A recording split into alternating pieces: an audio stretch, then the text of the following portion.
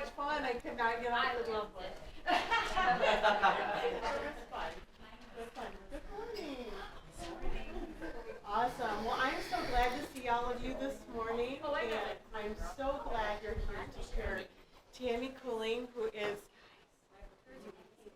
we are amazing sisters. We are. We are. And Tammy and I met this summer on the beach in Destin, Florida. We did. And she'll probably talk a little bit about that. Yeah. And I'm not going to reveal too much of your story. I'm just Okay. going to say this, that Tammy is one amazing person, and you will know that by the end of this meeting. And I know that she's going to touch your heart, and she's going to inspire you, and I'm so excited for her to share her story with you. So Thank you. so much. Thank you. Thank you for having me here. Yes. What an honor. And she is revealing this story for the first time in public to all of you. Ah. Thank you. Well, welcome. Thank you for following your boss's orders to come. Anyway, before I get started and really tell you a little bit about myself, I want to learn a little bit about you and see if we got some common ground here. Do we have anybody in the room that is a six-figure earner? Anybody? Okay. Anybody who has children, grandchildren? Okay. Anybody who owns multiple properties? Okay. Anybody who's been in prison? Huh. Houston, we have a problem. I'm Tammy. I'm the CEO of the WMP Multi-media Network, which means I'm a film producer, TV producer, filmmaker, book and magazine publisher. And Shelley invited me here to share with you how I started a six-figure company in 12 months' time with a little under $3,000 to my name immediately after I was released from prison, where I'd served 30 years for murder under the Illinois accountability law. And so to get started, since nobody's ever been where I lived for 3 decades, to get started, that's where I need to take you. Because see, it was in that rough, tough environment that I learned how to thrive, not just survive.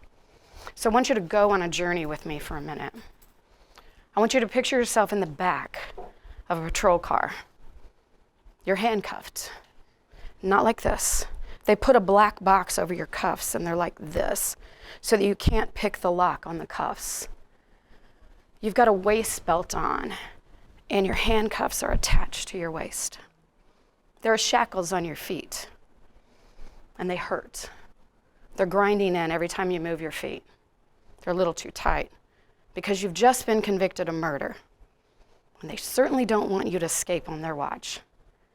And you ride in the back of that patrol car and you play over and over in your head every mistake you ever made in your life and how you ended up in the back of that car. And you ride for 7.5 hours like that. They've handed you a little sack lunch, but you can't do anything with it because it's got this little carton of juice in it and you're thirsty, but you're like this. You can't drink it, so you give up on that. And eventually, you, after you've thought of everything, you arrive at the prison where you're driven through a gate that you later learn is called a sally port. And you drive into that gate and you get the look for the first time, the first glimpse of the prison environment of where you are going to spend the next 3 decades of your life.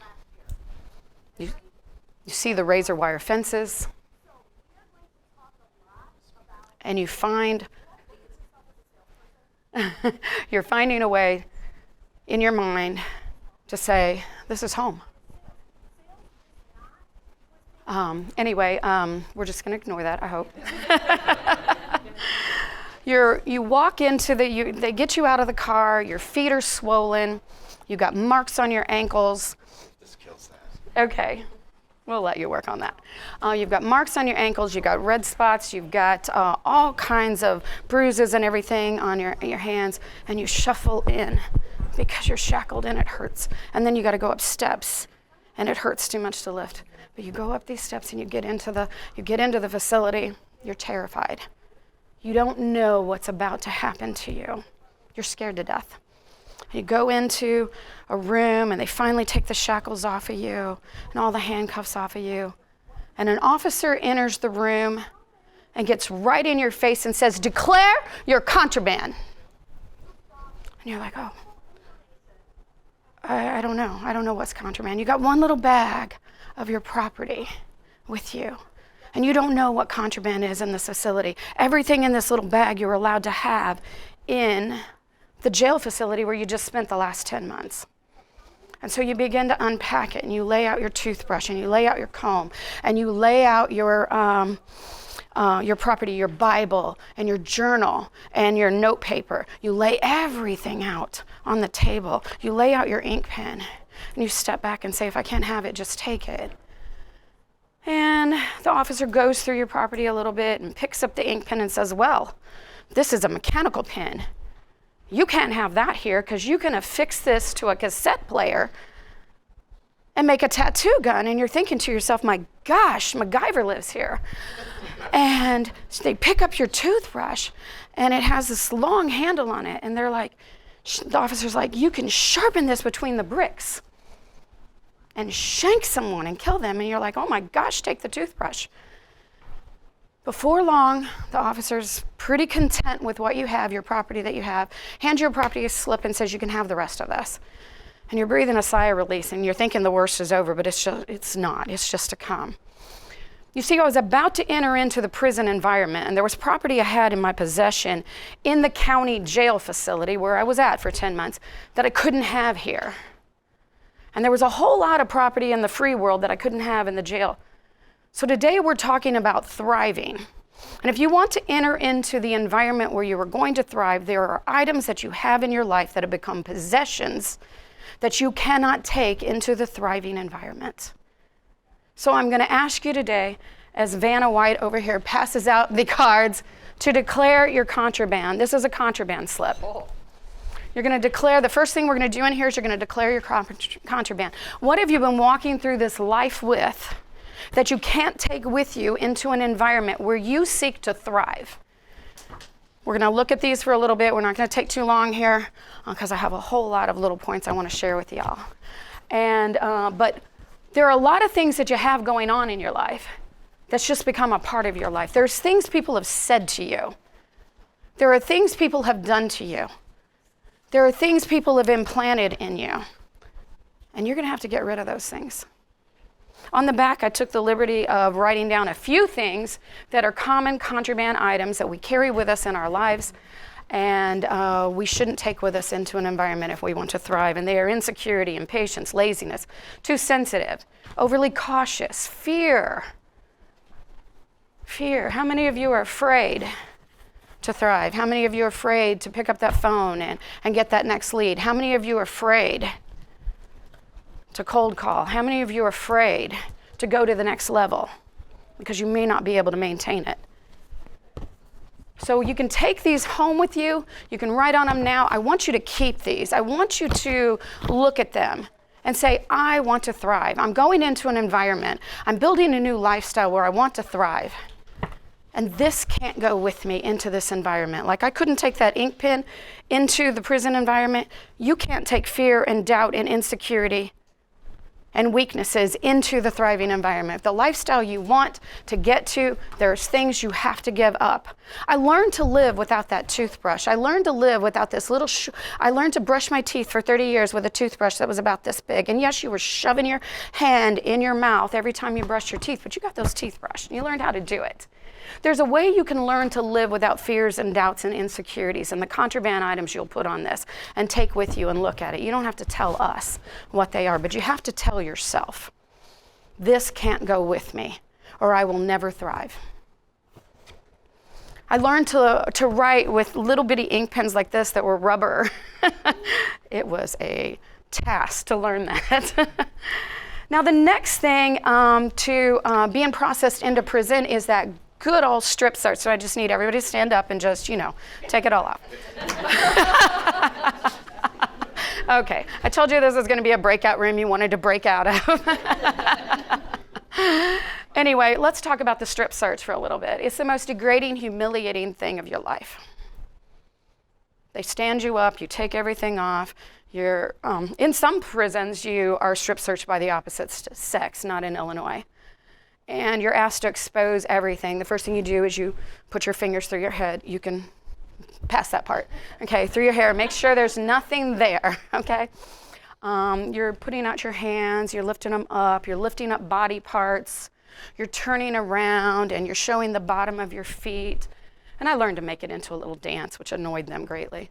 Anyway, and you're showing everything. There's nothing you can hide in a strip search. And just when you think that they've shoved that flashlight in every crevice to look at every little wrinkle and fold that you have, they tell you to cough and squat 3 times. See, we got to make sure that you haven't tucked anything in to any cavity of your body to take it inside the prison environment. And if they think you have, they are perfectly authorized to do a cavity search. Luckily, in 30 years' time, after thousands of strip search, I never had to have that done. So today I ask you, what's in the cavity of your heart? What's in the cavity of your mind? You'll never amount to anything. Who do you think you are? These are things that you have to get rid of. And you know, in 30 years' time, after thousands of strip search, you know what never happened to me in a strip search room? I was never allowed to strip myself. There had to be a guard strip me, perform the strip search. So if you want to get to that next level, you want to learn to thrive, chances are you're not going to deal with the really deep things in your heart. Chances are you're not going to deal with those thoughts that you play over and over in your mind that take you to the point of, I'm not calling that person. Well, they probably don't want to hear from me. I'm not going to do this. I'm not going to try to recruit that new agent. I'm not going to, all these things, these little stories you tell yourself, chances are you're not going to deal with them on your own. I encourage you to find someone that you will walk into that strip search room with and allow them to perform a very deep, thorough cavity search on you. If you don't have a life coach, you need one.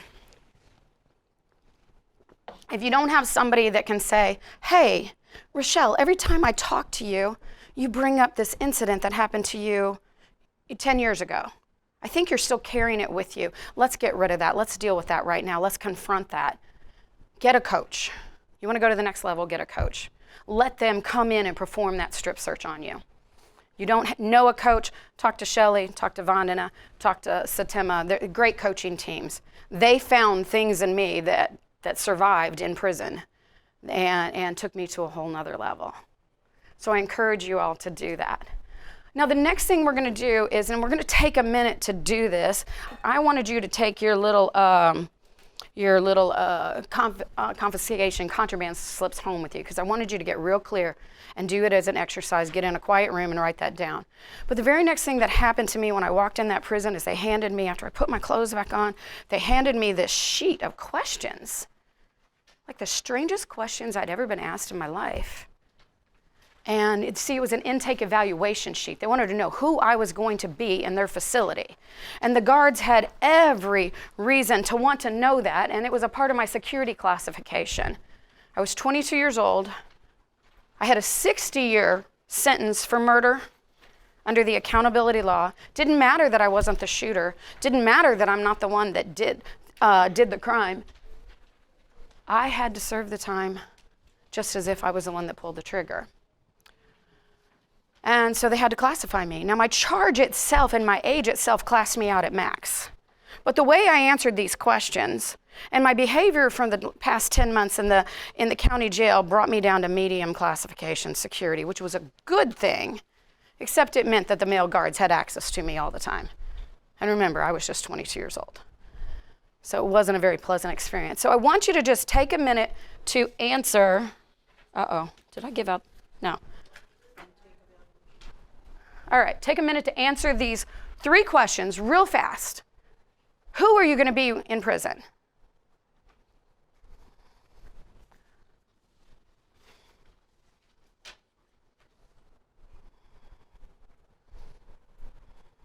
And then we're going to find out who you are in the workplace.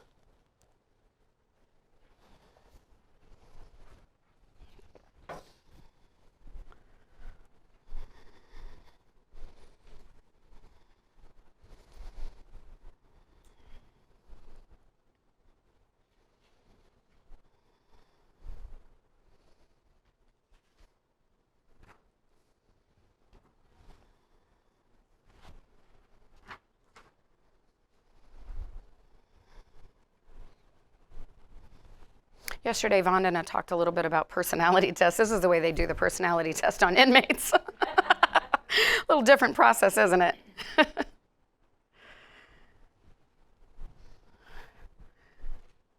Be glad I only gave you 3. They get worse.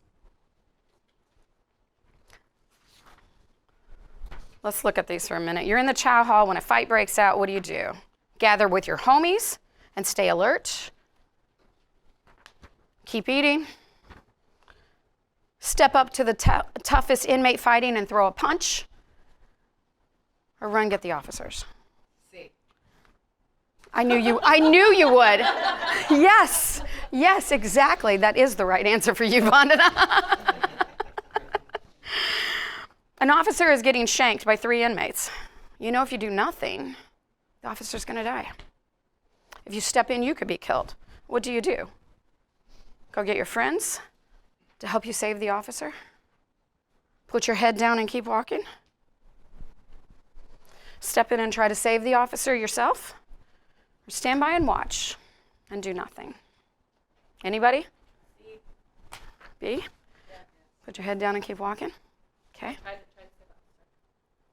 Try to save the officer? Okay. Your housing unit is being shook down, searched for contraband.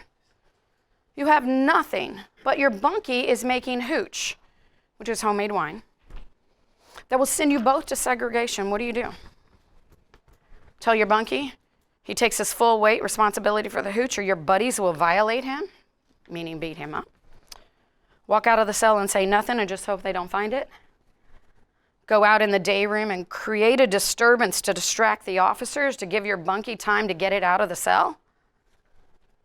Or hand the officer a note telling them where the hooch is in the cell that your bunkie made. Anybody? Negotiate some hooch for myself.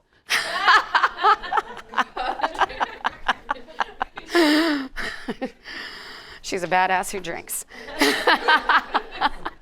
All right.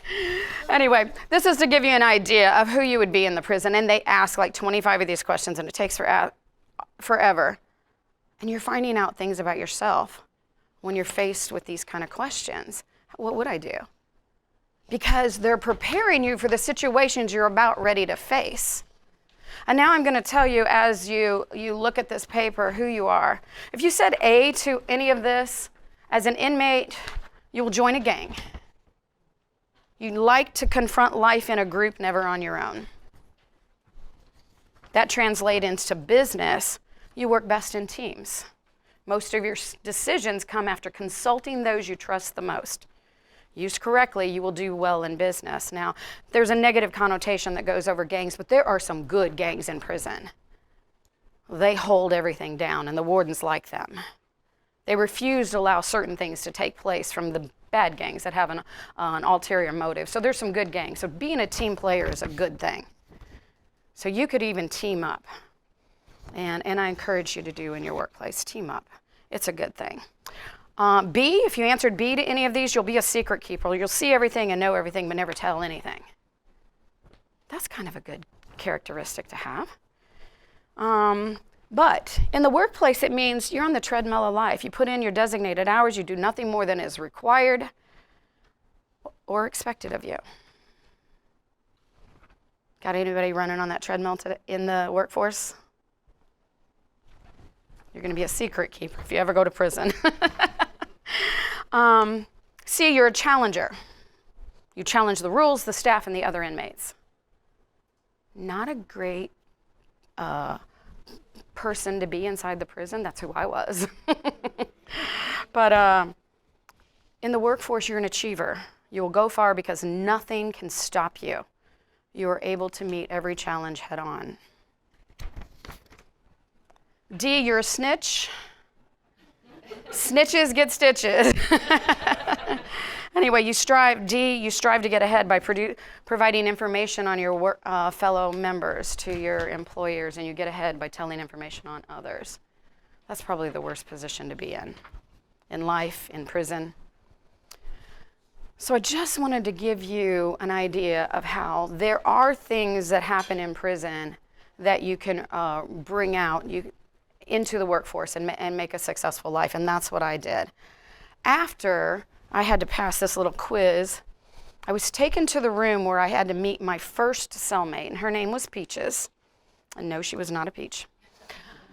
Peaches was doing life on the installment plan. She'd been to prison at least 7 or 8 times. She was a shoplifter. She would go in department stores and shoplift, and going to prison was just an occupational hazard for her. And Peaches was not trying to help me in any way or provide me with any information. She didn't speak to me. She wasn't trying to be cordial. About 3:30 that afternoon, this siren goes off, and it's alarming. And I hear it going all through and I hadn't said anything to Peaches. Finally, it got the best of me. And I looked over I'm on the top bunk and she's on the bottom. Peaches, can you tell me what that siren is? And she said, somebody escaped. I'm thinking, oh my gosh. 9 o'clock that night, the siren goes off again. Peaches, somebody escaped. 7:30 the next morning, 3:30 in the afternoon, 9 o'clock the next night. Every time, Peaches confirmed what that siren meant was somebody had escaped from the prison. Finally, I couldn't take it anymore, and I said, man, it's easy to get out of here. That's what I'm going to do. And I began to plot and plan in my mind for the next 3 years how to get out of that prison. All these other people were doing it. Well, it turned out that was just the count siren, and they were just counting us to make sure nobody had escaped. It was just the officers coming by, and Peaches was just, pulling the wool over the eyes on a new inmate. But what she had done is she had planted a thought in my mind. My sentence is 60 years. If I do good and I don't mess up and add to it, I can get 30 years of good time. So somewhere in here, I'm going to do 3 to 6 decades. But Peaches had planted a seed in me to escape. So for 3 years, I plotted it. I planned it. I thought every way of it. I figured out how to get out of that prison. But what I couldn't figure out was how to stay out, because I knew they were going to come looking at me. They were going to come. I could never have the life that I wanted if I escaped that prison. I'd always be looking over my shoulder. I'd always be wondering when they were going to show up. I could never have a life with my children, and my 2 little girls were 1 and 5 when I went to prison. I'd never be able to have any communication with them. So I couldn't figure out how to stay out. So I ask you today, how many of you are plotting and planning to escape a portion of your life? How much time do you spend thinking, how do I get out of this job? How do I get out of this marriage? How do I get out of this volunteer job that I entered into? What are you trying to escape in your mind? And you're spending a whole lot of time thinking about it, and you're planning ways to get out of it. We all have moments in our life where we're trying to escape something, until we decide to build a life that we love, a life where we thrive, not just survive. Until you're building that life where you're thriving and you feel fulfilled in every element of your body, you will always be trying in your mind to escape something, some element of your life. And it was at that time when I decided to, that I could get out, but I couldn't stay out, that I began to try to come to terms with the fact that I was going to be here for several decades. About that time, my father came and had a visit with me. And he set me down and he said, Tammy, he said, what are you going to have to show at the end of 30 years? You don't get to waste 30 years of your life. What are you going to have to show for it? Change your legacy. Will you always be known by the biggest mistake you ever made? Or will you be able to do something that overcomes the biggest mistake you ever made? And he challenged me to change the trajectory my life was on, change the path my life was on, right there in that prison. And that's when I started stepping into the thriving lifestyle. But before I could really, I came up with all these ideas and things that I could do. And I stopped looking at the prison as someplace I had to be. And I started looking at it as someplace that I could do these things while I had to be here. And I found this college program that I wanted to go to.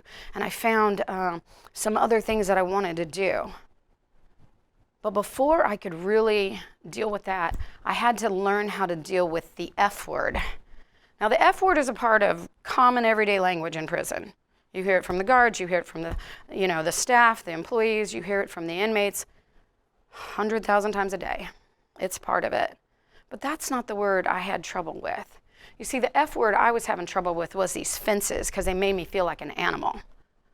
The F word I was having problems with was my fears and my failures and my unforgiveness. I had to deal with the F word before I could really start to thrive. And I began to talk to my father on the phone on a regular basis, and I said, Dad, I can't get over the fact that I'm fenced in. I'm caged in like an animal. And society hates me. I'm a convicted murderer. Society hates me. There was a prosecutor who wanted to remove me from the face of this earth by giving me the death penalty. I can't get over that. And he said, Tammy, I already taught you how to get over that. My dad was a pilot by hobby, not trade, and we had a little small plane. And I grew up in that plane, and we would fly. And Dad only had, for a long time, many years of my life, he only had like a VFR flight rating. If anybody knows what that is, it's a visual flight rating. You have to be able to see it to fly. He didn't have instrumental flight rating yet. And we would take off to go on a vacation someplace and travel. We did a lot of traveling, and I was so grateful for those memories while I was inside that prison. And we would take off, and the visibility was nothing. You had fog, you had cloud cover, you couldn't see but a few hundred feet, and Dad would assure me and Mom, it's okay, we're gonna get on top of this very soon. We're gonna get up there where the sun is always shining in the daytime. And so we did, and we would climb, and we'd climb, and we'd climb, and we'd get on the top where the sun's bright and shining, it's nice and smooth, we'd level off, and that's where we flew at. And Dad was telling me, I taught you how to rise over the storms of life. I taught you how to rise over the storms going on in this prison. When the inmates are fighting, you just gotta rise, Tammy. You gotta get up to where the sun is shining. And that's what you gotta do in your life when you're trying to thrive. You're trying to live daily and in a thriving lifestyle. You have to rise. You're gonna have to rise over the problems in your marriage and your relationships and the workforce, that customer and that client that just keeps calling you and you've given them the same answer over and over and you're frustrated and you're irritated. You've got to rise. You've got to get up on top of there where you are able to thrive and you're able to look down at the problem and the situation from a different altitude and you're able to deal with it. You have to rise. You have to rise. I had to rise above the fences. I had to rise above the officers and the shakedowns and the rapes and the assaults. I had to rise above all of that on a daily basis if I wanted to enter into the mental place where I could thrive in that violent, hate-filled environment. The next thing I had to deal with was fears. Anybody have anything you're afraid of? Ever had anything in your life you're afraid of? It's okay, you don't have to admit it. Well, in prison, fear is prevalent. Oh yeah, people act tough. I got this. I'm tough. I'm tougher than you. I can take you on. And you have that attitude. But by golly, you're hoping nobody calls your bluff. You're really hoping nobody, calls your wolf ticket on that. Everybody tries to be tough, but they're afraid. Every single day, you wake up afraid. And I remember one time I was being transferred to a 20-man dorm. I'd spent most of my time in a 2-man cell, tried to get along with my bunkies. And I was being transferred to a 20-man dorm. I was going to live with 19 other women. Hormones, attitudes, competition. I don't think there's a man in this room that wants to live in a room with 20 women. Anyway, and I sure didn't. So anyway, I tried to get out of it. I tried to get out of the transfer. I tried a medical hold. I tried a work hold. I tried an educational hold. But the director of the Department of Corrections was sending me to this facility because he wanted me to set up programming there. They had just opened this facility for women. It used to be a men's joint, and all the staff there had worked with the male inmates, and they had no clue of how to set up programming for women. So they were sending me there to set up the programming. I didn't want to go. I said, I'll go if you give me a 2-man cell. And he's like, there aren't any. There are no 2-man cells. I fretted that. I feared that. I'd been in prison for 13 years by then, and I was scared. I didn't want to go. I was going to have to shower in a shower with 7 women. No shower curtains. It was going to be horrific. And in my mind, I made it bigger than what it was. In my mind, I was terrified. Strangely enough, of course, I did a lot of praying at that time. Strangely enough, the day came when I had to get on the bus and I had to be transferred. I was at peace. I was like, okay. Well, that's just because I'm not there yet. I'm not in the room with the 20 women. Got out at the facility, walked into the cell where I was going to be at, and I was at peace. The next day, I was at peace. The next week, I was at peace. Yeah, it was a different environment, but I had this strange peace. And I had the ability to deal with a 20-man dorm. So I ask you, you see, fear is just a bunch of words running around up in your mind. It's a bunch of thoughts that you put together in your mind. That's the only place fear exists, really, is in your mind. When you process something some way. And unless there was something really going on, I really wasn't afraid in that 20-man dorm. There are things that you're not doing in your life that you're afraid to do. There are things you're not doing in your workplace that you're afraid to do. You're not making those phone calls. You're not going out. You're not putting yourself out there enough. What will people think of me? Yeah, I thought that a lot before I came here today. What will they think of me? You know, there are things that you're not doing because of fear. I could not mentally deal with a 20-man dorm until I stepped into that 20-man dorm, and I had to deal with it. And then I was like, this is not as bad as I thought it was going to be. And it won't be that way for you either when you're trying to recruit a new agent, when you're trying to sell that property, when you're trying to get that listing. You're hearing rumors that people are getting ready to sell their house, and you just contact them. You make a cold call, and you say, hey, I hear you're getting ready to sell your house. I'd like to be your listing agent. It's not as scary as you think it is. Step out. Do it afraid. Do it afraid. Do some things in your life afraid. And once you get used to doing them, before long, I spent 7 years in a 20-man dorm. That room that I was so terrified of, I mastered. I was one of the only inmates that survived a 20-man dorm for 7 years. Now this is where life gets a little bit fun. Nope, I'm sorry. We got to deal with failures and forgiveness first. You've ever failed at anything? A marriage, a relationship, a job, got fired, failed in school on something, failed in college, anything you've ever failed of, you've got to deal with that to be able to go into the thriving lifestyle. Everybody in prison had failed miserably. I had failed so bad in making good judgment calls that a man was no longer walking the face of the earth. He was gone because I had made mistakes. And I had to deal with that. I couldn't bring him back. There was no bringing him back. I had to learn to forgive myself. I had to learn to forgive every person involved in that situation. I had to learn to deal with my failures and say, I can't undo it. The only thing I can do is go on. Don't let your failures and your mistakes stop you from starting again, from going on and achieving great things, from entering into a lifestyle where you are truly, truly thriving in every aspect of your life. You have to deal with these things before you can truly, truly thrive.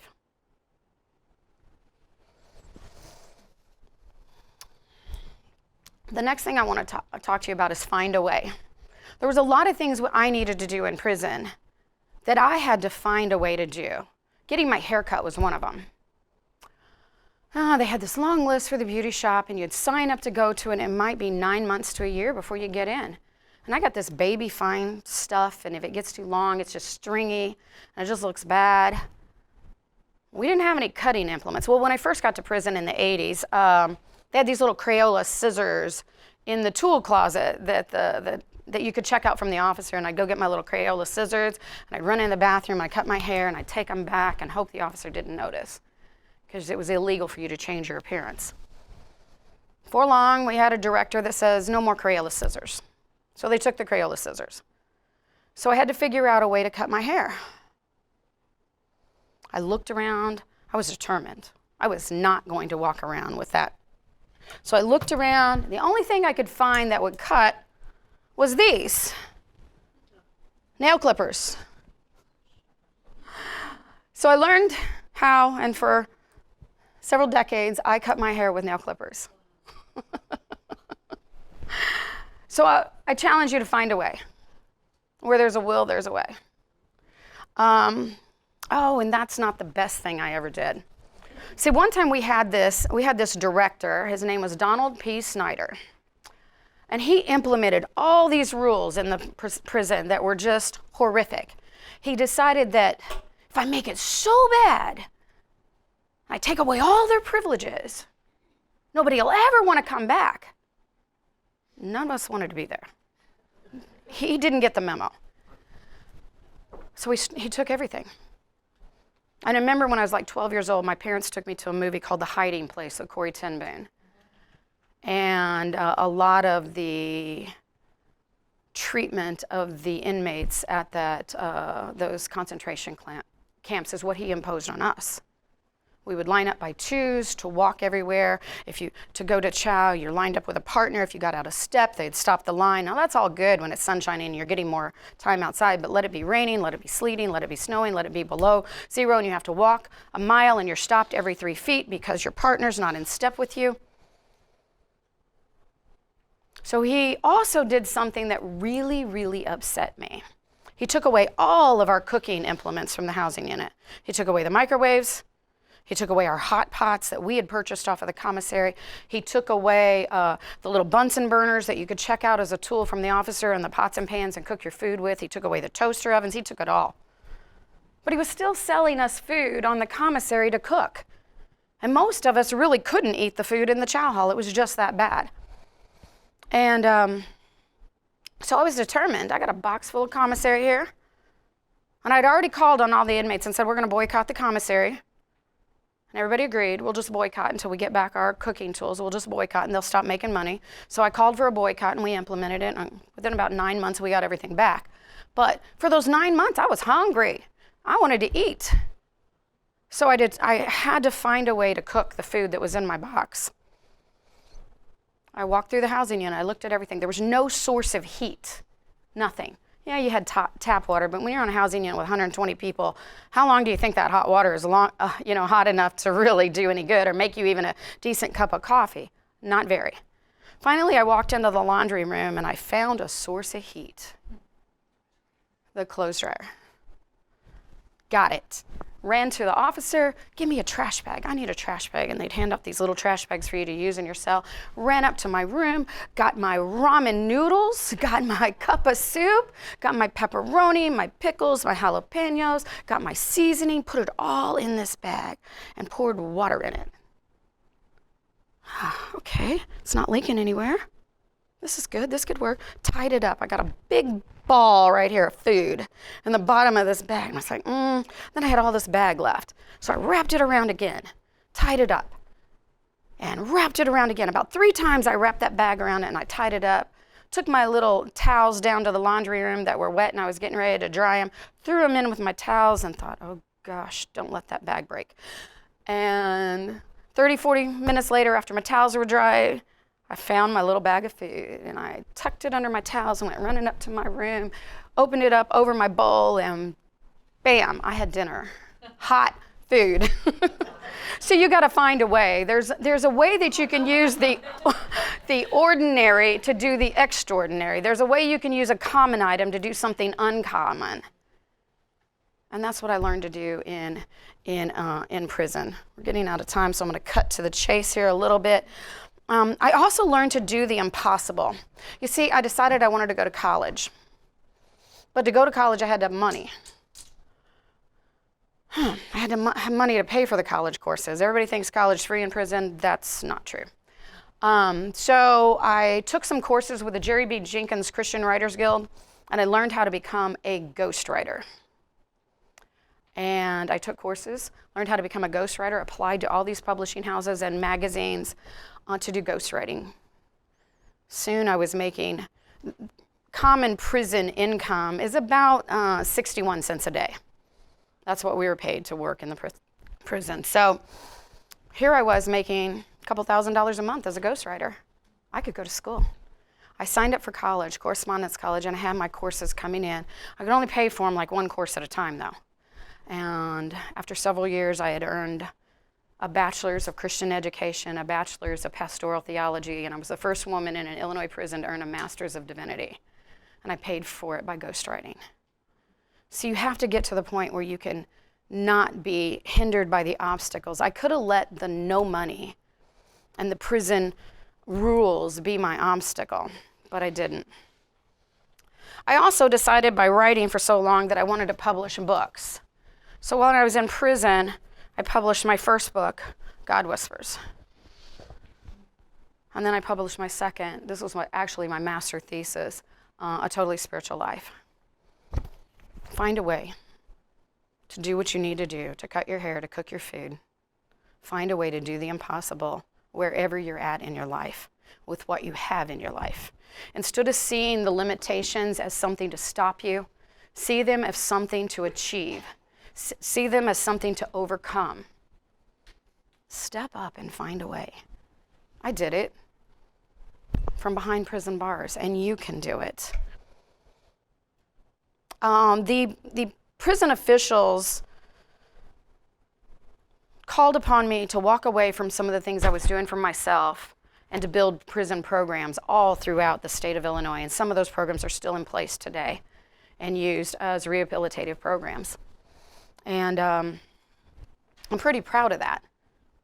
But I didn't enjoy it very much. You see, I was building this program. I remember in the Decatur facility, I started a program called The Biggest Loser, where everybody came in. We modeled it straight off of TV.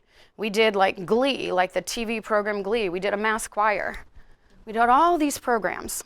Got them all set up. And it's just as soon as I'd get a program running and I was all invested into it, they'd say, Tammy, find somebody to lead and run that program. You got to go build another one. So I'd get the program going, and I'd have to turn it over to somebody else and go do another one.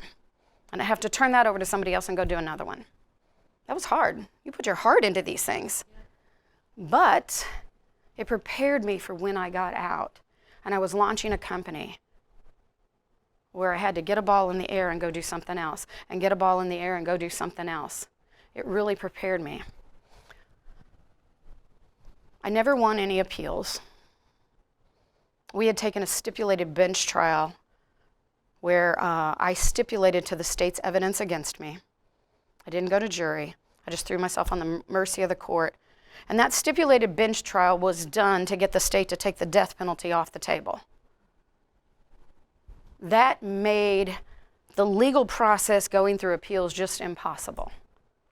No prison doors were opening for me. I had to serve 30 years. So after 30 years, my daughter and my 94-year-old mother arrive at the prison to pick me up. This is where I'll get teary. My mom didn't know me anymore. Even though we had maintained contact, she didn't really know me. She knew she had a daughter named Tammy, but she hadn't seen me in a while. Her long-term memory was great, but she's 94 years old. And we went to Target, and she handed me $300. Mom didn't know money anymore. She also didn't know the prices anymore. And she said, that's all I'll ever give you. Get what you need. I thought that was pretty harsh. Certainly wasn't the way I thought I was coming home. I got a few items that I needed. We went to Olive Garden to eat. And then we drove several hours down to her house where my daughter, who lived in Kentucky, said, "Mom, I'm sorry, I wish I could stay here and help you, but I gotta go. I've got children at home." My daughter had 5 children. She had to drive all the way to Kentucky. It had been a full day for her to drive all the way up to pick me up and bring me back. And there I was in the house I'd grown up in. I had housing. I had food. That was it. I literally owned like 2 shirts, a pair of sweatpants, and I think a pair of leggings or something. I had and the shoes I'd worn in prison. I owned nothing. And I was supposed to start over with nothing. But I knew in my mind, I'd studied, and I knew in my mind, it's like, if I can just get on that internet thing that people are talking about. See, I've never been on the internet, and I had very little connection with computers. Because I ran the prison newsletter, I knew a little bit about computers. So I'd been on computers a few times and never hooked up to the internet. But I knew it existed, and I knew the power that it could provide to me if I could just figure out a way to get on it. Mom didn't have Wi-Fi. She didn't need it. She was in her 90s. There was no computer in the house. So I didn't know what exactly I was going to do. I was faced with the impossible situation of starting a life over in a world I no longer existed. And I tell people, on the day I got out of prison, I'd never tasted a Krispy Kreme donut. I'd never drank from a Starbucks cup. And when I went into prison, Victoria did not have a secret.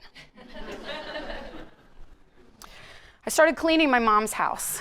And when I was cleaning my mom's house, I found this.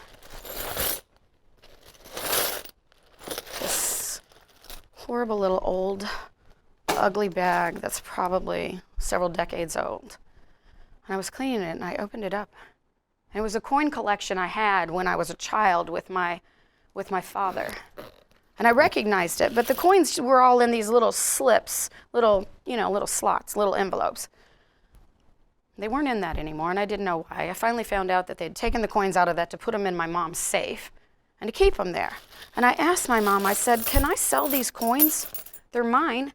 She said, "Yes, you can." And I checked with my daughters, and they said, "Yes, you can." So taking Mom to and from the doctor, I'd run past this little place, a little jewelry store that says, "We buy gold." And I walked in there, and I put my little bag down, and I said, "Is there anything in here that's worth anything? I need cash, and I need it now." And they went through my bag, and they picked out 2 $5 gold pieces, very, very old, and a $10 gold piece. And they wrote me a check. And I had a little over $3,000 in my hand just a few days after getting out of prison. And with that $3,000, I did what every woman did. I shopped. I went to Walmart, I bought a laptop, I bought my printer, I bought a $20 corrugated desk that I had to put together, and I'd screwed too tightly so it kind of just split, one of those things. I got a router. Oh, and I bought my iPhone. And I bought it right out because I didn't know where I was going to get money from, and I wasn't going to be obligated for payments on anything because I didn't know if I'd ever have money coming in again. And I got myself, well, it's a long story. I went back, I hooked up, I couldn't figure out how to hook up this router thing. Poor guy at Walmart, he must have thought I was from another planet, and really I was. I went back out there and I said, "You just sold me this router thing. Could you tell me how to hook it up?" He looked at me like, where did she come from? But I did what I had to do. And yes, I got that router. Then I found out, you got to call the cable people and you got to tell them to turn on the Wi-Fi because it wasn't running in my mom's house. Got that going. Got online, started doing a little freelancing on some of these freelance programs, and now I've got a little bit of money coming in, $100 here, $100 there. I was taking jobs I had no clue how to do. People were asking me to write their business plan. I'd bid on it. I would undercut everybody else bidding on the job. I'd get the job. Then I'd go Google it, and I'd figure out how to do the job. I swear I am a graduate of YouTubeversity. Anyway, I found out how to do it.